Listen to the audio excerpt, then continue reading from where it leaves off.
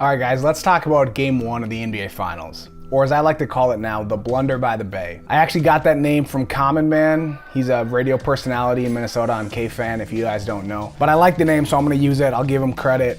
Blunder by the Bay. That's what he called JR's epic failure in game one of the NBA Finals. So if you don't know the situation, here's what happened. The game is tied with just seconds left on the clock. J.R. Smith grabs a rebound. Instead of putting it back up at his own basket or kicking it out to somebody for a good shot, he dribbles out the clock. He goes out by the three-point line, lets the clock run out, time expires, we're going into overtime. You can see him clearly saying to LeBron James that he thought they were up, which if they were up, then he made a good play. He got the rebound, dribbled out the clock, they win the game. They weren't up, they were tied. They ended up losing that game, got destroyed in overtime, did absolutely nothing in overtime. And you watch the video that came out later of them on the bench in between the fourth quarter and overtime, and everybody is just sulking. Their heads are hanging low.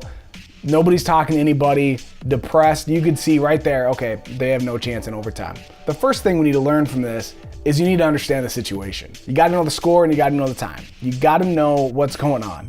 His awareness at the end of that game was all-time bad. Like, you need to understand your situation.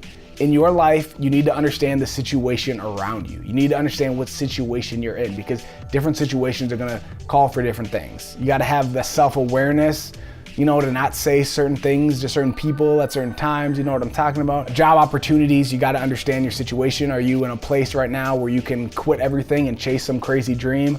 Or maybe you got a kid at home and you gotta make money to support that child and you can't make any crazy rash decisions, right? Understand the situation.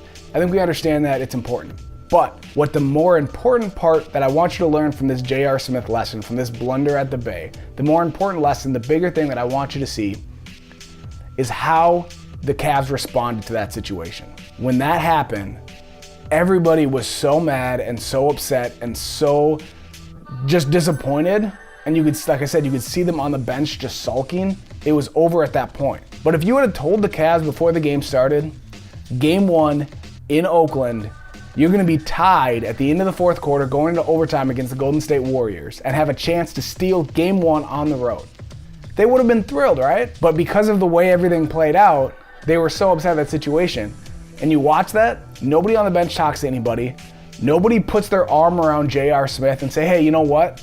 That was a bad play, but keep your head up because we need you. So the more important thing I want you to take from this is one, when you make a mistake, brush it off.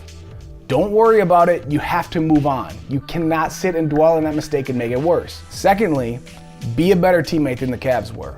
If you see someone, if you have a friend or family member, or even a stranger that you see make a mistake, put your arm around them.